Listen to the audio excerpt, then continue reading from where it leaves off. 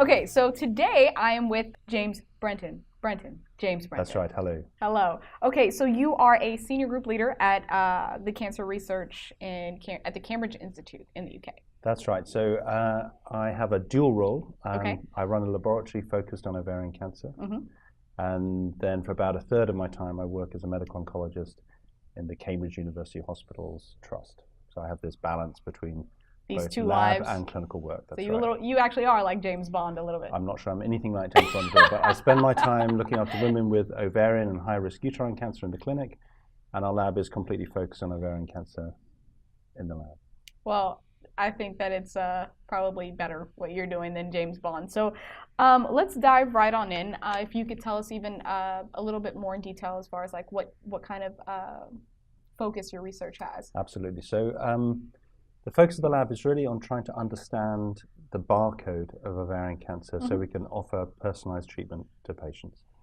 And we have concentrated a lot on trying to turn one diagnosis, high-grade serous ovarian cancer, which at the moment is really in the clinic is only two diagnoses, either high-grade serous ovarian cancer associated with a BRCA1 or BRCA2 mutation or not, into something that is much more tailored to the patient. And so we understand what is actually, what are the processes that are going on that may be relevant to treatment. And the second thing we've been working on as part of that is trying to develop better non-invasive tests that allow us to monitor the response to treatment and to detect when patients are recurring. And for the reason we're concentrating on these two aspects, and the reason we're using DNA-based technologies, sequencing technologies, is because those can move quickly into clinical trials. And they're very complementary to other approaches that may be looking at the signaling pathways or the proteins within a tumor. So it's not a case of either or, we need both. And certainly one of the major challenges for high-grade serous ovarian cancer is just how complex it is. In terms of the wiring diagram, the barcode, it's just extraordinarily difficult. So we've been working pretty intensively on that, and today at the meeting we've been presenting new data showing, I think, a big step forward in how we can start classifying the disease for patients. It's very interesting. So what would those steps entail, if you can kind of briefly touch on that? So in terms of simple terms, we know that there are a few genes that are commonly mutated or damaged, faulty genes, in high-grade serous ovarian cancer. The commonest is a gene called TP53, sometimes also called P53. This is a very common cancer gene.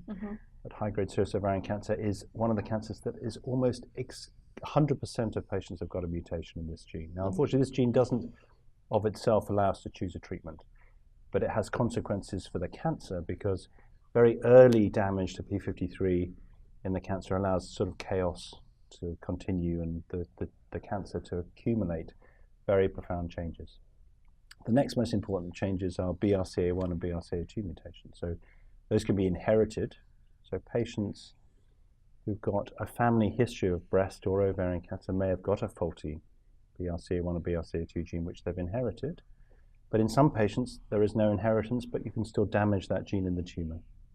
So P53 about 100%, BRCA1, BRCA2 10 to 20%. And then below that, common mutations are very uncommon, if that makes sense. Now that's different diseases of, for instance, like melanoma or lung cancer, where quite commonly you can find a gene that's mutated which suggests a treatment straight away. And we haven't had that in ovarian cancer, and that's been a real barrier to moving forward. But on the positive side, what we do know now is that that chaos can be read out. We can start to interpret it, and that will start to push patients to particular kinds of therapies, and may actually also help some patients from being overtreated, or for patients for whom with the treatments now do not work, may be pushed to trials or different treatments. I think those are very important steps. And you touched on treatments here for a bit, but I'd like to dive a little bit more into what are the opportunities of personalized therapy for women with ovarian cancer, and what is the purpose of the clinical trial?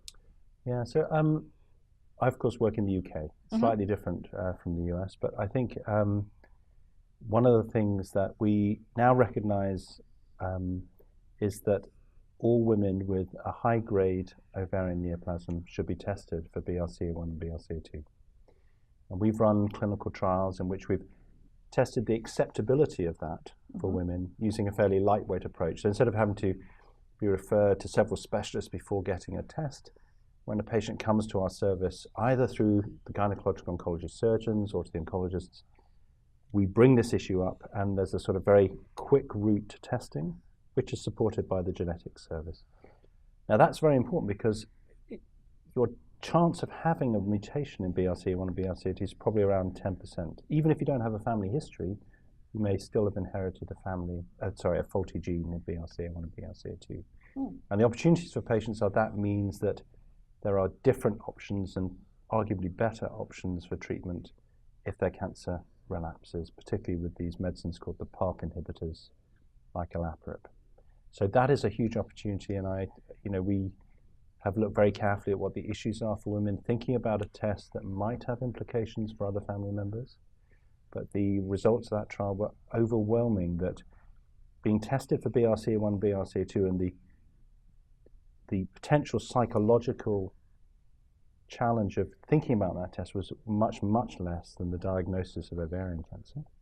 And the benefits from patients in this trial, they saw the benefits of being tested far outweighed any downsides of uncertainty about, well, what happens to my daughter or my son?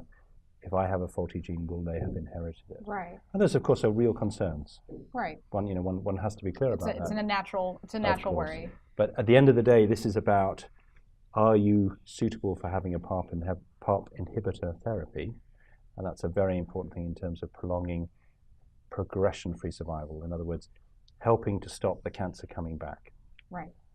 So let me ask you, why have things been kind of slow in, personalizing treatment?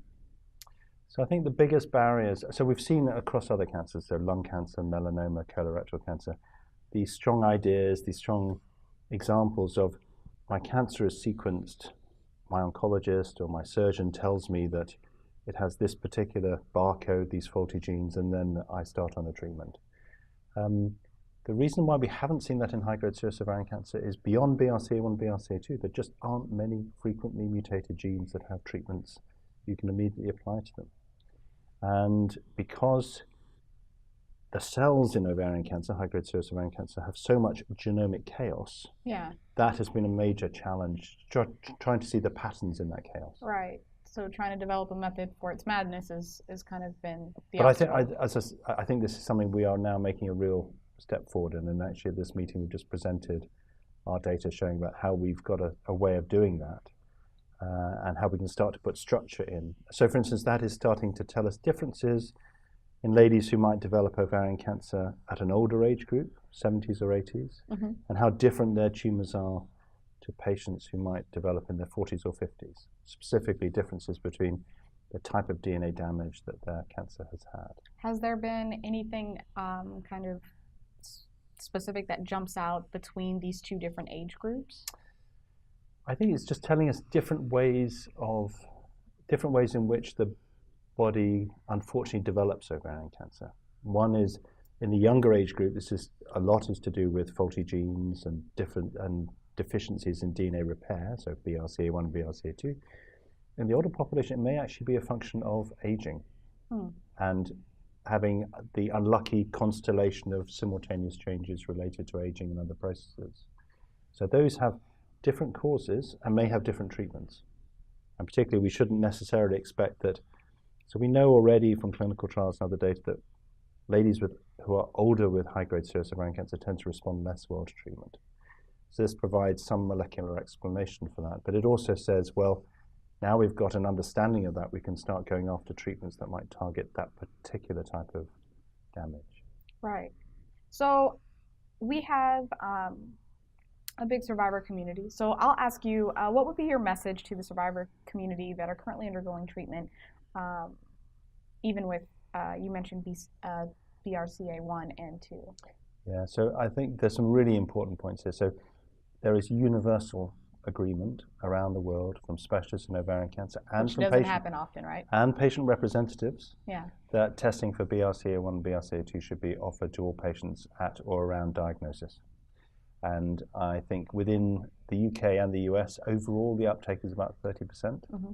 And that is just denying patients options around better therapies, particularly PARP inhibitors.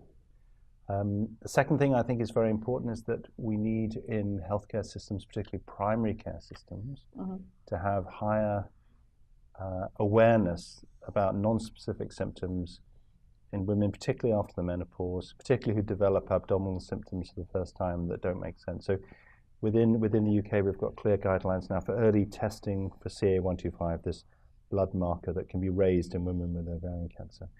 And that effort over the last 3 to 5 years has been productive. Many more tests have been done by general practice, and that has helped to reduce the risk of missing the diagnosis. Now, of course, a blood test is not the only, it's not a black or white thing, just having you could still have ovarian cancer on a negative test. Right. But not having the test obviously gets us nowhere. Right. And so those things are going to be very important. And I think we also need to look at other technologies. It's one of the things we've talked about in today's meeting, about how we can bring other tests into this population of women who have symptoms that might be ovarian cancer, but probably only 6%, 6 out of 100 of those ladies who've got those symptoms actually have a cancer. So you've got to have tests that allow a primary care physician to really say, okay, there's some concern here. We can quickly move you on to the next stage in your treatment diagnosis. And I, as an oncologist, I frequently see ladies who've unfortunately had symptoms for 6 or 7 months, and then of course are very upset when the diagnosis is made late in inverted commas. Right, because it could have been caught earlier. Exactly. Yeah. Well, thank you so much, Doctor. We appreciate your My time, pleasure. and this has been very informative, and I'm sure our Ovarcome community will really appreciate the information you My provided pleasure. today. Thank you so very much. much.